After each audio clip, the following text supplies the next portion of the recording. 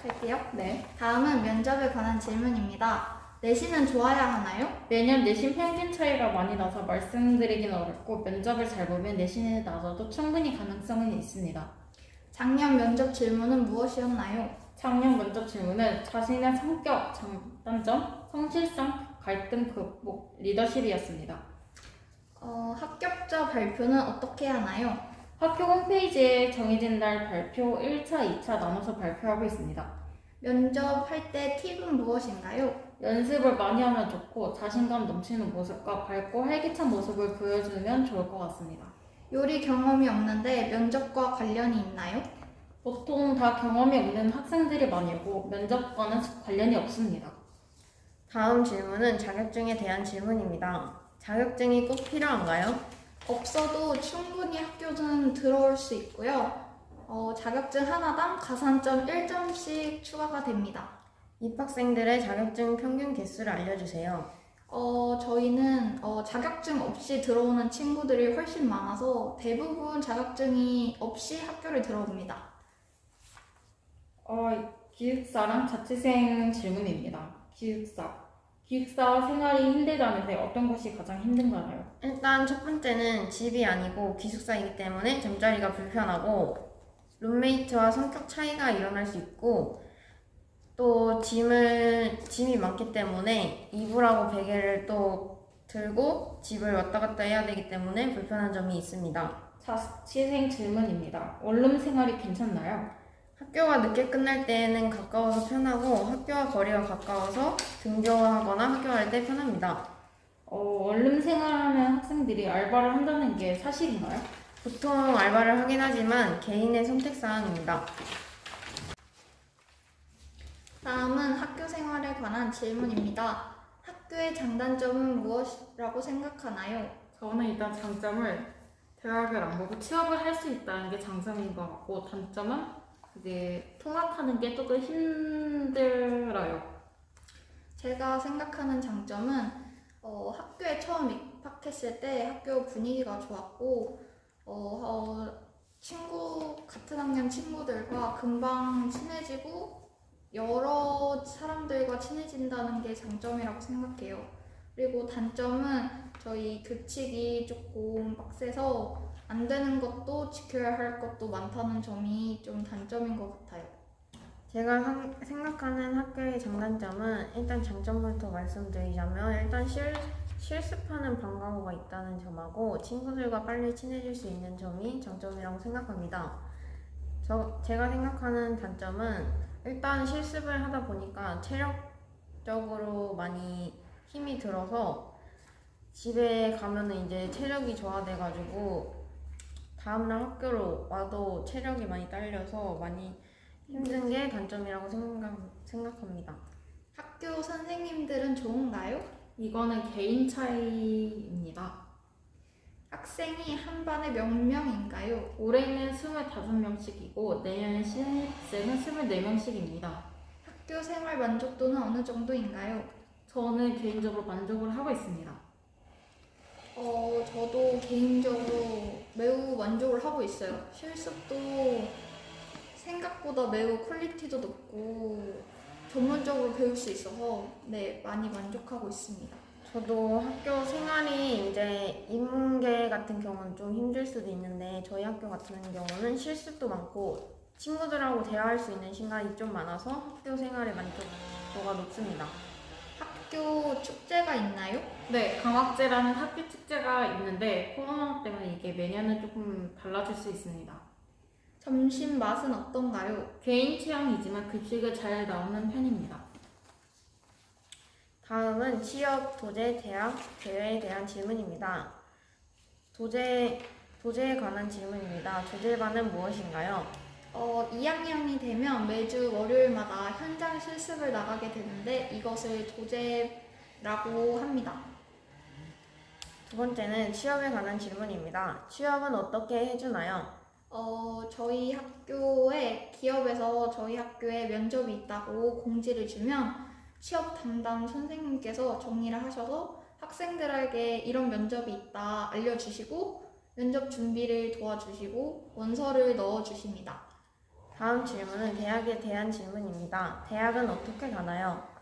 저희 학교가 일반 인문계 학교보다 교과 과목이 단축된 게 많아서 아마 정시 수시로 가려면 본인이 혼자 공부를 좀 많이 해서 지원을 해야 되고, 그게 아니면 선취업 후 진학이나 아니면 일학습 병행제 등 다른 제도가 있습니다. 다음 질문은 대회에 대한 질문입니다. 대회 준비반이 따로 있나요? 대회 준비반은 따로 없고, 대회 준비를 한다면 선생님들 감독하에 실습실을 열어주시고, 조금 어려운 부분은 선생님들께 조언을 구할 수 있습니다. 입학하기 전 중학생 기능 경진 대회를 나가면 도움이 되나요? 네, 충분히 도움이 되고요. 거기서 만약에 입상을 하게 되면 가산점이 많게는 30점일 거예요. 네. 그리고 30점 맞나? 10점 일단 아닌가? 우리 10점 10점 아이씨. 근데 이게 매년마다 다르나? 아니, 매년 아니요. 같지 않을까? 근데 10점이었어. 우리가 기억하기로는 네, 10점. 저희가 기억하기로는 최고가 10점, 장려상은 3점인 걸로 알고 있고요. 입상을 하지 않아도 경험 삼아서 나가는 것도 나쁘지 않다고 생각을 합니다. 선후배 졸업생에 관한 질문입니다. 선후배입니다. 선후배 관계는 좋은 편인가요? 이것도 개인에 따라서 먼저 후배가 선배한테 연락을 하는 경우도 있고, 선배가 후배한테 연락을 하는 경우도 있어서, 이건 좀 사람마다 다른 편입니다. 그리고 저희 그 대회를 나가면 저희가 선배님들이랑 후배랑 같이 팀을 짜서 대회를 나가야 되는 경우가 많아요. 그래서 선배들이랑 친해질 기회도 많고, 또 동아리나 이런 걸 할 때도 선배들이랑 친해지기 좋아요. 네. 졸업생 질문입니다. 졸업생과 친분 유지가 가능한가요? 이것도 개인의 차이가 있고요. 그리고 저희 학교 같은 경우는 저희 학교 졸업생들이 선생님으로 오셔서 특강을 하시는 경우가 있습니다. 그 외 궁금한 점에 대한 질문입니다. 중도 포기자의 이유는 무엇인가요? 이게 본인의 사유마다 조금씩 다르긴 한데 대표적인 예를 들면 학교에 맞지 않고 경험이 없는 친구들이 겁을 먹어요. 저도 겁을 먹었고 그걸 극복한 계기는 이 친구들과 같이 얘기도 하고 실수한 부분을 집 가서 다시 연습을 해서 그렇게 극복을 했고 본인의 생각보다 실습이 이제 좀 힘들어가지고 포기하는 경우가 있습니다.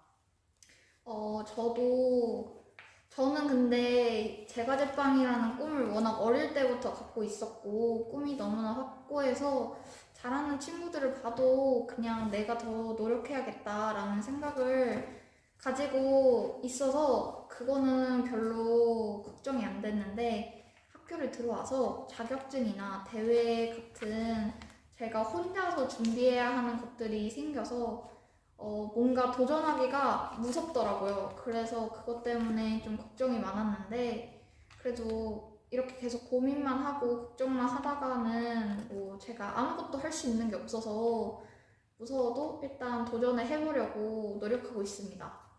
저 같은 경우에도 경험이 없어서 저는 이 꿈을 어릴 때부터 꿔왔는데, 저 같은 경우도 경험이 없다 보니까 이제 이 학교를 와서 실습을 해보니까 이제 잘하는 친구들도 있어서 이제 제가 나중에도 이걸 계속 이제 잘하게 될까라는 생각도 들고, 이게 나한테 맞는 걸까라는 생각도 들어서 저도 겁을 먹었었는데, 이제 선생님한테 이제 저희 반이 다 같이 질문을 했었는데, 경험이 없는 친구들이 겁을 먹는 이유가 다 같더라고요. 근데 이제 경험이 없는 친구들도 이제 1학기나 이제 2학기 정도 지나면은 경험이 있는 친구들과 실력이 비슷해져서 이제 겁을 먹을 필요가 없다고 얘기를 하시더라고요. 그래서 저는 이제 그 경험이 없어도 잘 할 수 있다고 생각을 하고,